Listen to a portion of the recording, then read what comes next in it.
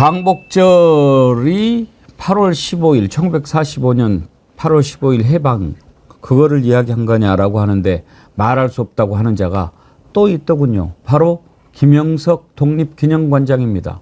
다른 자리에 있는 사람도 아니고 독립기념관장이라고 하는 사람이 어떻게 이런 자를 그 자리에 갖다 앉힙니까? 도대체 뭡니까? 이거 한번 살펴보겠습니다.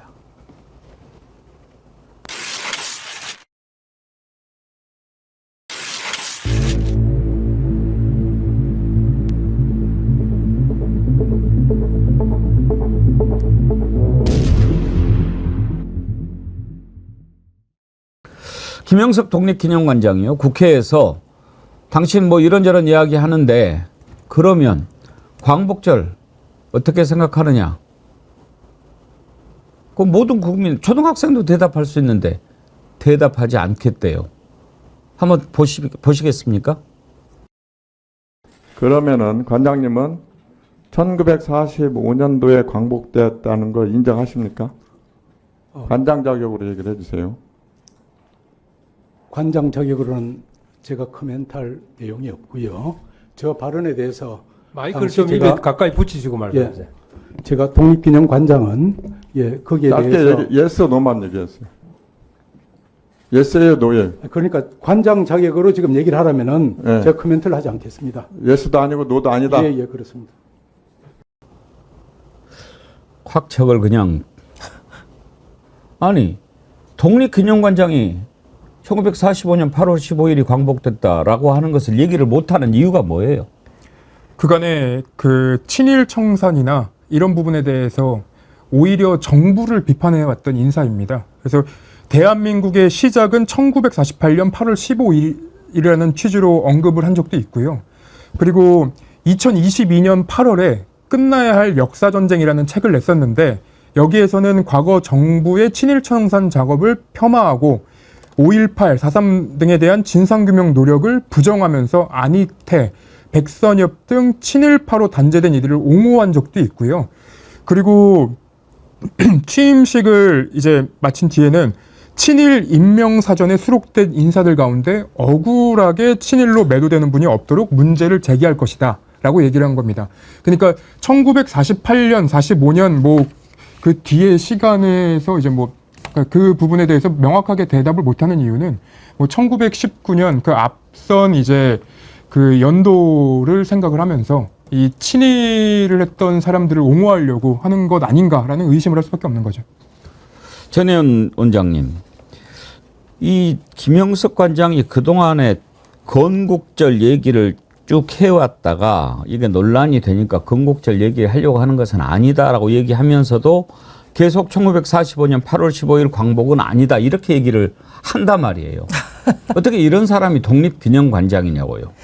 이 김영석 관장이 지난해 12월 보수단체 집회에 참석해서 뭐라고 했냐면요.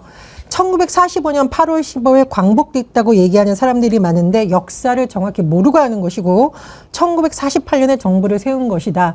근데 이런 발언을 한 인사를 독립기념관장에 앉힌 윤석열 정부는 제정신인가? 정말 이렇게 비판을 하지 않을 수가 없고요. 또 하나 어떻게 독립기념관장이 취임하면서 한다는 말이 친일파에 대한 이런 부분에 대한 명예회복과 관련된 내용을 언급을 할 수가 있습니까? 이거는 지금 전 독립기념관장이 뭐라고 했냐면 뉴라이트라는 말이 싫냐? 그럼 난 친일파라고 부르겠다. 뉴라이트라는 말도 안 쓰고 친일파라고 부르겠다. 이렇게 하고 있는 거고요.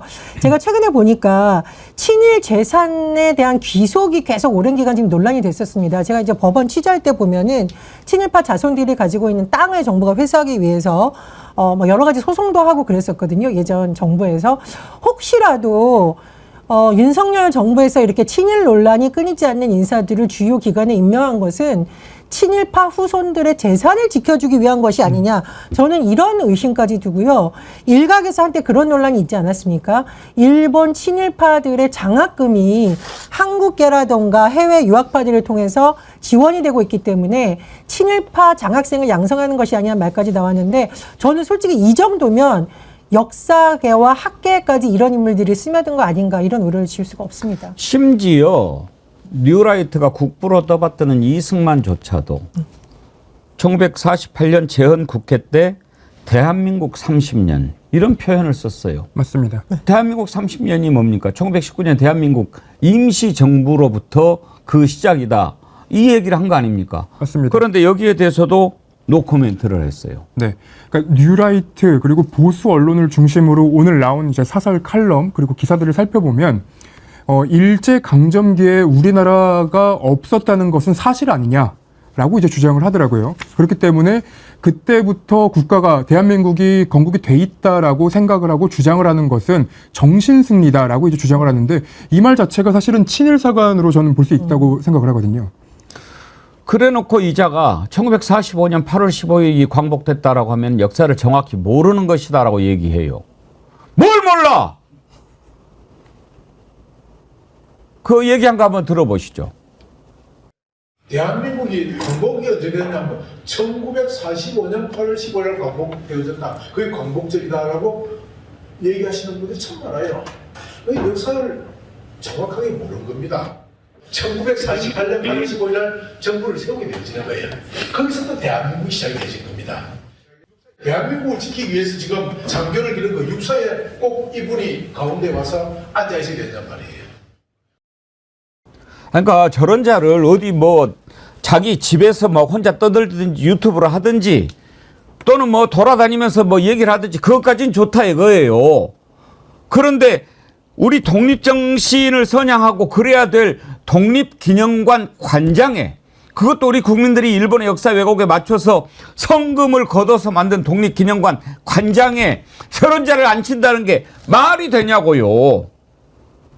말 그대로 이제 반쪽이 전부 다 제가 비판을 한 적이 있죠. 근데 윤석열 대통령 요즘 지지를 보면 반쪽이도 아니고 30점도 아니고 20점짜리다. 이렇게밖에 볼 수가 없습니다. 이번 광복절 행사에 야권의 인사들이 참여하지 않은 것을 놓고서 대통령실에서 뭐 유감이다. 일부 언론에서는 뭐 광복절까지 정책으로 이용하냐라고 하는데 아니죠. 이런 원인을 제공한 것은 바로 윤석열 대통령입니다. 그리고 대통령실은 좀 국민의 마음을 똑바로 읽었으면 좋겠어요. 홍범도 장군 흉상 이전 철거 문제에 대해서 국민들이 얼마나 반발했었고 결국은 그것이 재보궐선거에 의해서 정부에게 회초리를 때리는 주요 요인이라는 것을 벌써 잊은 것은 아닌지 정말 한심스럽다 이런 생각이 좀 듭니다. 제가 이제 이번 광복절을 보면서 너무 아쉬웠던 점이 정말 광복절이야말로 우리가 온 국민이 마음을 합할 수 있는 어떻게 보면 가장 유일한 어떤 날이라고 할까요? 그런 날이었는데 그것마저도 이렇게 파행이 될 수밖에 없는 것을 보면서 윤석열 정부가 정말 제대로 국정을 하는 능력이 있냐? 저는 뭐 이런 생각까지 듭니다. 효모님께서요. 이진숙 하고 나니 이번엔 김문수 어제 청문회 보고 끊었던 담배 다시 피웠습니다. 김문수 후보자도 또 그 얘기 하더라고요. 아, 왜 그래요? 그러니까 지금 김문수, 김형석, 이진숙 어떻게 이런 사람만 골라서 임명을 하려고 합니까? 어제 김문수 일제시대 우리 국적이 일본이라고 그러는데 그거가 잘못됐다고 지적하니까 당신 이상하지 않냐 이런 얘기를 해요. 이거 우리가 잘못됐나요? 우리가 잘못한 거예요? 김문수 후보자 얘기 한번 듣고 우리가 생각해 볼까요? 문재인 대통령이 건국 70주년은 행사 못하겠다. 건국은 1948년 8월 15일이 아니라 1919년이라는 이상한 이야기를 하고 있다. 1919년은 일제 식민지 시대인데 무슨 나라가 있느냐. 나라가 없으니까 독립운동을 했지. 그건 뭐 같은 생각입니다. 자, 그러면 일제 강점기에 살았던 우리 선조들은 국적이 일본입니까? 나라가 다 뺏겨서 일본으로 강제로 다 편입이 그러면 된 저의 부모님, 후보자의 부모님 일제 치하의 국적이 일본입니까? 일본이지 뭐 그걸 모르십니까? 아니 일제 시대 때 일본 우리나라 말이 되는 얘기입니까 이게 지금? 무슨 말씀을 하세요? 아니 일제 시대 때 우리 선조들이 전부 다 일본 일제 시대 때 국적이었다고요? 우리나라 국적이 전부 한국입니까? 무슨 그걸 말, 어떻게 인정하는 사람이 국무위원 된다는 거예요 지금? 인정은 무슨 인정이에요? 상식적인 이야기를 해야지 말이 안 되는 이야기를 하시면 안 되죠. 상식 얘기를 한다고요? 자, 그러면 미쳐버리겠네. 전혜원 원장님, 상식을 얘기하라고 그러는데 어떤 게 상식입니까? 저는 이 김문수 후보자는 국무위원은커녕 7급이나 9급 공무원도 하면 안 된다라는 생각이 듭니다. 친일파 논란도 문제이지만 여러 가지 한 발언을 보면 역사관, 노동관, 인권 여러 가지 문제에서 대한민국 장관은커녕 대한민국의 9급 공무원도 해서는 안 될 인사를 어떻게 저런 자리에 앉혔는지 모르겠습니다. 김문수 후보자가 하는 말, 지금 일제시대 때 일본 정부가 우리 국민들한테 했던 말 그대로 하고 있는 거 아닙니까? 너희들은 일본인이야라고 했던 말을 그대로 반복하고 있는 거 아닙니까? 그런 말이 어떻게 상식이라고, 그것도 청문회장, 국민 앞에서 본인의 의견을 얘기하는 장에서 저렇게 뻔뻔하게 야당 의원에게 답변을 할 수가 있습니까? 이 정도면 국무위원이 아니라 당장 대통령이 이 지명 철회를 해야 된다. 본인은 죽어도 자진 사퇴를 안 할 것 같으니 대통령이 지명 철회를 하고 국민에게 사과해야 됩니다. 그리고 저는 역사관뿐만 아니라 쌍용차 해고 노동자들이 스스로 목숨을 끊었던 그런 거에 대해서 자살특공대라는 발언을 한 걸 보면서 이 사람은 공무원이 아니라 사회생활을 해서도 안 되는 인물이다. 역사에 두고두고 남을 혐오주의자라고 기록을 해야 된다고 생각을 합니다. 제가 이 말씀 한 말씀만 드리겠습니다. 쌍용차 노동자들이 해고를 당한 이후에 노동자들이 잇따라 목숨을 끊는 것뿐만 아니라 그 가족들이 우울증에 빠지고 아이들이 밥을 먹지 못하는 일이 일어났습니다. 결국은 사람들이 돈을 모아서 이 아이들에게 밥이라도 먹이자라는 활동이 일어났던 거 기억하실 겁니다. 이 노동 문제는 단순히 해결될 수 있는 문제가 아니라 누구보다도 대화와 타협이 잘 되고 있고 노동자의 입장도 이해할 수 있고 노동계에서도 인정할 만한 사람이 되어야지 극한의 갈등으로 가지 않습니다. 그런데 역사관도 잘못됐고 노조에 대해서도 이렇게 잘못된 생각을 가지고 있는 사람을 노동부 장관에게 앉힌다? 말이 안 되는 겁니다. 최근에 윤석열 정부에 있어서 정말 기형적인 인사가 계속되고 있는데요. 환경부 장관의 그 기재부 출신의 김한석 장관을 임명한 것도 어이없는 거고, 방송 인사들이 가장 반발하는 이진숙 방통위원장 앉힌 것, 광복회에서 반발하는 김현석 관장 앉힌 것, 노동계에서 반발하는 김문수 장관 앉힌 것. 윤석열 대통령 지금 뭐 하자는 겁니까? 정말 제정신인 겁니까? 아니면 나라를 파탄하라는 겁니까? 저는 진짜 빨리 탄핵시키지 않으면 이게 나란가라는 소리가 곳곳에서 나올 것 같습니다. 왜 그러는 것 같습니까? 왜 저런 자들만 갖다가 장관 자리에 앉히려고 하는 것 같습니까? 중요한 자리에. 천하람 개혁신당 의원이 이런 분석을 하더라고요. 제정신 박힌 사람은 어떻게 저런 윤 대통령하고 일하고 싶겠습니까? 그거 외에는 답이 없어 보이기도 해요. 한번 들어보십시오. 그리고 이분이 고용노동 장관으로서 그러면 노사정 대화를 제대로 이끌어갈 수 있을까? 누가 봐도 못 이끌어갈 만한 분이잖아요. 물론 뭐 노조의 뭐 불법행위, 부당한 행위에 대해서 뭐 당연히 일정 부분 책임 물어야 되는 부분이 있겠지만 그거에 대해서 아니 손배 폭탄을 때려야 됩니다라고 하는 사람을 노동부 장관으로 쓸 수는 없는 것이거든요. 어허. 네, 그러니까 직무 능력도 전 발휘하실 수 없고 이미 철지난 다 지나간 뭐 탄핵 부정 그다음에 역사 이념 뭐 왜곡 이런 거 하시는 분을 가지고 국무위원회 중요한 일원으로 쓰겠다? 이거는 제정신이 아닌 거 아닙니까? 저는 이건 인사권자가 정신을 못 차리고 계시는 게 아닌가. 아니 그러면 네. 사실은 이런 논란이 있을 거는 불보듯 뻔했잖아요. 네. 왜냐하면 김문수 후보자가 워낙 과거 발언, 뭐 행보 이슈들이 워낙 많았던 분이기 때문에. 그런데 불보듯 뻔한 상황에서 그럼 대통령은 왜 굳이 임명했을까? 왜라고 생각하세요? 두 가지입니다. 일단 첫 번째는 나는 신경 안 써. 신경 안 써. 나는 옳은 길을 가고 있는데 이 야당과 언론이 나를 발목 잡고 폄훼하기 위해서 이렇게 가고 있기 때문에 그런 사람들의 쌀데기 없는 소리 신경 쓰지 않는다라는 대통령의 태도가 한 가지 있을 거고 어허. 두 가지는 보다 현실적으로 제정신 박힌 사람은 이제는 윤석열 대통령과 일을 안 하려고 할 겁니다. 어느 쪽이 더 가까울 것 같습니까? 김태형 기자님 보시기에. 제정신이 박힌 사람들이 일을 안 한다. 그러니까 대통령실에 가면 뭐 59분은 대통령이 얘기하고 1분만 얘기할 뭐 첨언을 할 수 있다 뭐 이런 주장들이 나온 지 오래됐으니까요. 그리고 저는 김문수 얘기를 다시 한번 해야 될 것 같은데 그 아까 이제 일제 시대 때 우리 국민은 일본 국민이라고 주장한 것이 얼마나 잘못된 주장이냐면 2019년에 정대세 선수, 축구 선수 다 알고 예. 계실 겁니다. 그 선수가 한겨레와의 인터뷰에서 무슨 얘기를 하냐면요. 나는 남한도 북한도 아니고 조선의 국가대표를 하고 싶다라고 얘기를 해요. 이 조선이라는 게 이제 뭐 중국 그쪽에서 하는 조선족 얘기를 하는 게 아니라 일본이 얼마나 악랄했냐면 이 국적을 주지 않습니다. 왜냐하면 국적을 주면 제3국으로 그 일본 국적을 포기하고 제3국으로 갈 수 있기 때문에 국적을 주지 않아서 여전히 일본 내부에는 조선이라는 국적을 가진 사람들이 남아있다는 거예요.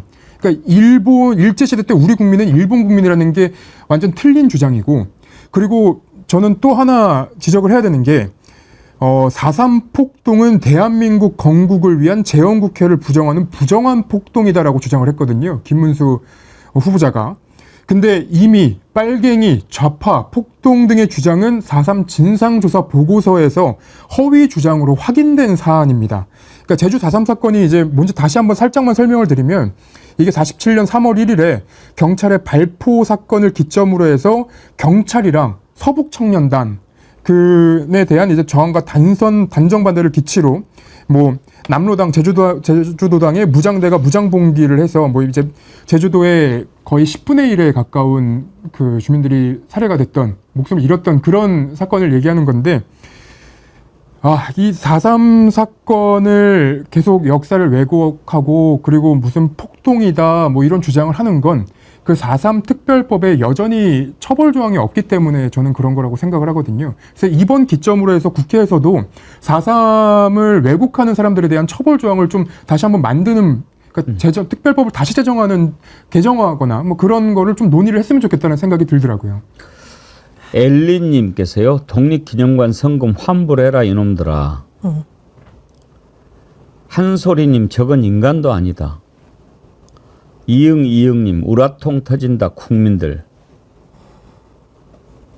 논스톱 아카샤일이 미쳤네.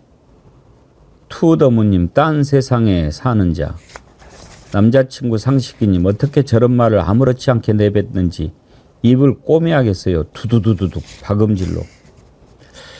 보스형님 TV님, 혹시 FBI 인사검증 시스템이 또라이 쓰레기들 가산 점수 주는 시스템인가요?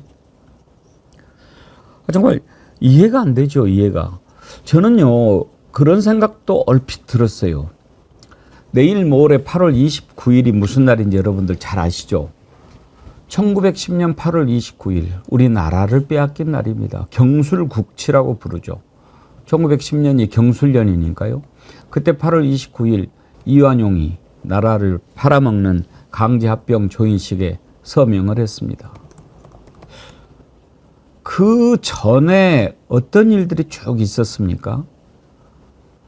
겉으로는 아닌 척하면서 다 그런 짓들을 하지 않았습니까? 지금 왜 이렇게 정신이 제대로 박혀 있는지 우리가 의심이 되는 이런 사람들로 자꾸 채우려고 하죠? 도대체 지금 대통령 윤석열의 꿍꿍이는 어디에 있는 거죠? 이걸 그냥 두고 보고 있어야 됩니까?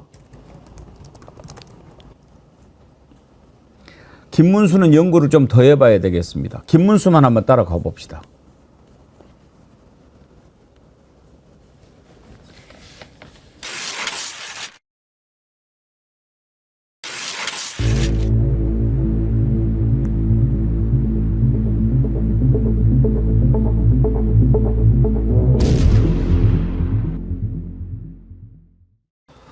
어제 인사청문회에서요, 김문수 후보자는 이것 말고도 또 뭐 우리들 상식으로는 저런 생각을 어떻게 하고 있을까 하는 것 한두 가지가 아니었어요, 김태형 기자님? 맞습니다.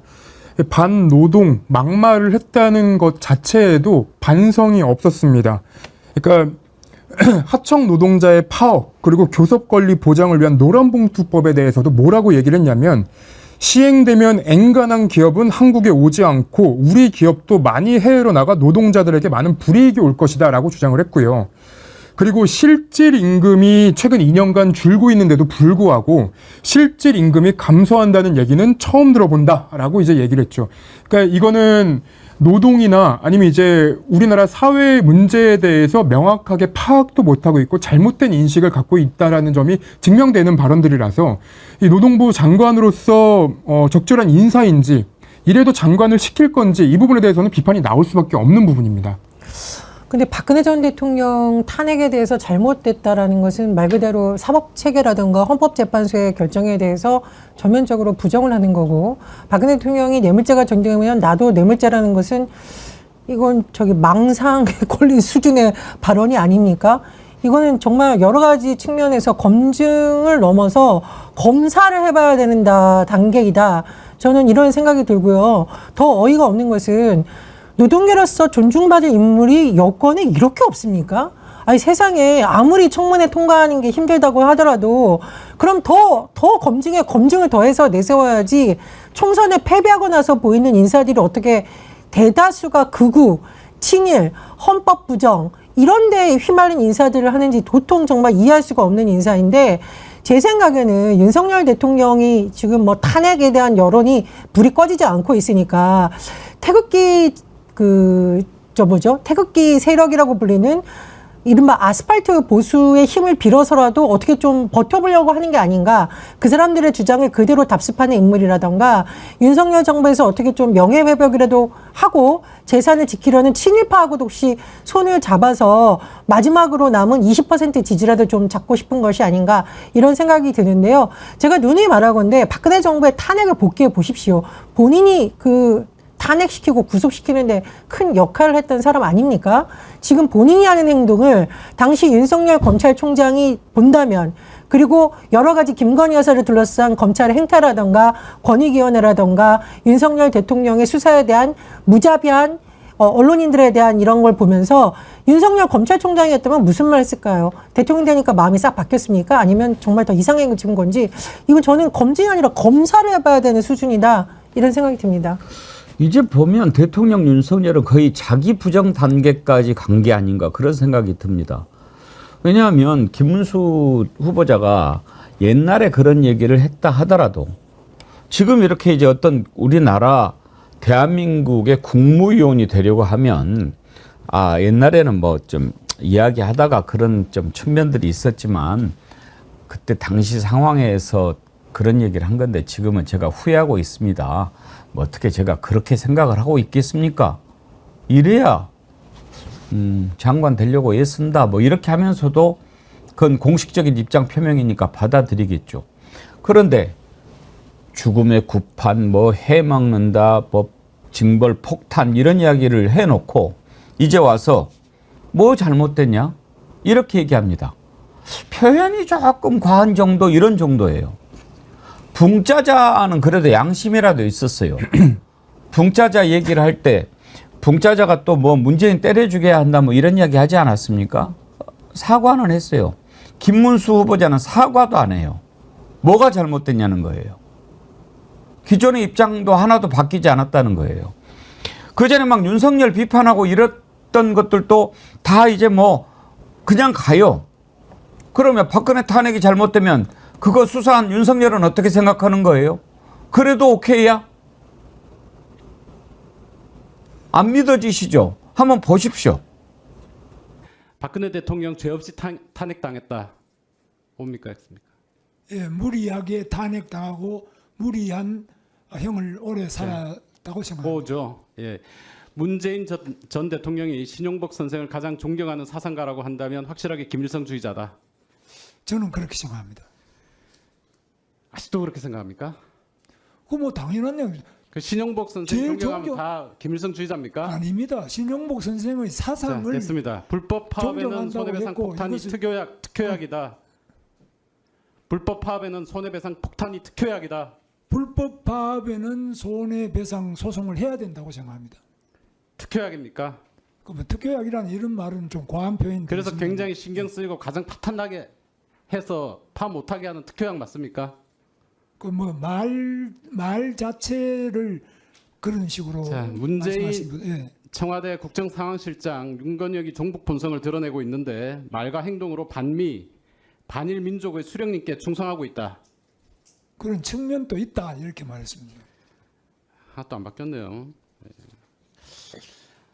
세월호 참사 죽음의 구판이다. 세월호 기억 잊어야 한다. 재미 봤으면 걷어치워야 한다. 세월호의 기억 공간을 광화문에 하는 것은 잘못됐다고 보고요.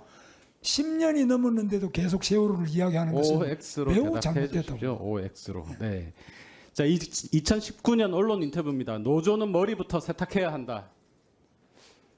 그것도 좀 말씀을 그렇게 네, 세모로 하시죠. 예. 자, 그걸 인용해서 그러시는데 바스가 누구 거며었던데 그걸 가지고 대통령 구속시켜요. 아, 그럼 문재인 이분은 당장 총살감이지.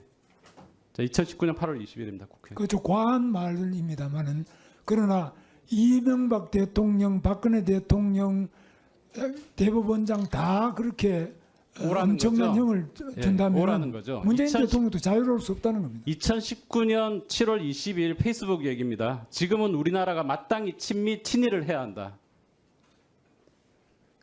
반미 반일을 해서 안 된다 이런 뜻입니다. 친미 친일을 해야 한다. 친미 친일이란 말이 문제가 아니고 반미 반일을 지금 하면은 오늘의 대한민국도 없고 또 이렇게 발전할 수도 없었다는 그런 이야기입니다.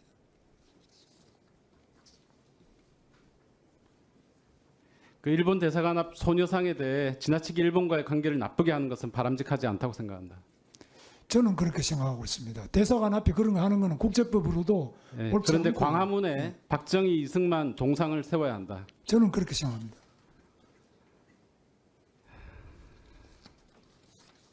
심각합니다.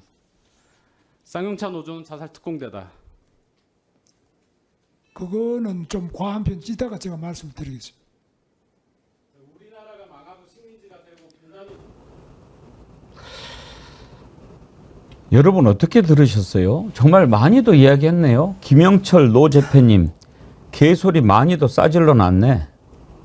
미긍아님 주옥 같은 말들이 참 셀 수도 없이 많았구나. 슈크림님 저 입에는 망치가 특효약이다. 아니 어떻게 저런 얘기를 내가 뭘 잘못됐냐라고 생각하면서 얘기를 하는 거죠? 이게 말이 안 나오는데 이게 지금 노동자들에 대해서 뭐 파업을 하고 뭐 그 배상금 폭탄을 줘야 된다 뭐 그런 얘기들은 사실 헌법을 부정하는 얘기거든요. 대한민국 헌법 33조에는 노동자들의 권리와 이익을 위해서 단결권, 단체교섭권 뭐 이런 것들을 보장을 하고 있어요. 다시 말하면 뭐 잔업거부, 태업, 파업, 부분 파업 등에 대해서는 헌법이 보장을 하고 있는데 그 헌법을 뒤집는 말을 지금 한 거고, 그리고 박근혜 전 대통령 뭐 수사와 그 재판 결과에 대해서 이렇게 뒤집는 거는, 그러니까 이런 발언을 하는 거는 사실 윤석열 정부의 그 검찰 출신 인사들과 입장이 크게 다르지 않습니다. 그 이복현 금감원장이 삼성 이재용 회장 무죄 나오기 직전에 어떤 얘기를 했었냐면, 삼성의 무죄, 이거는 이제 사법 리스크 일단락되는 계기가 됐다, 뭐 이런 얘기도 했었거든요. 이 사람이 이제 이 이복현 검사가 그 수사를 하고 기소를 해서 이 재판을 받게 된 거고, 그 재판하는 그 법정 안에서 판사랑 싸우고 문서 던지고 나가는 것도 제가 본 적이 있는데 금감원장으로 가니까 입장이 싹 돌변한 거죠. 그러니까 이 정부의 고위 공직자들은 자리에 맞춰서 입장을 변화할 수 있을 만큼의 태세 전환이 빠르다라고 이제 좀 생각을 할 수 있을 것 같습니다. 저는 이 대통령실에서 그냥 대통령이 하라는 대로 말을 고분고분 잘 들을, 그러니까 지금 대통령실이 임명해 주는 거 외에는 딴 자리를 할 수 없는 논란이 되는 인사들을 일부러 뽑았나 이런 생각이 들 정도입니다. 김문수 장관 후보자 경산호위 위원장 됐을 때부터 노동계에서 난리가 났어요. 경산호위가 어떤 곳입니까? 노동계와 경제계와라던가 정부가 정말 원만한 대화를 해야 되는, 누구보다 그런 인물이 돼야 되는 인사를 앉히더니 이번에는 이 사람을 국무위원으로 앉혔습니다. 친일해야 된다는 말에 대해서 반성도 없고 사과도 없고 말도 안 되는 궤변을 늘어놓고 있는 인물을 장관으로 앉히겠다고요? 이거 국민의힘에서부터 당장 지명철에 요구해야 됩니까?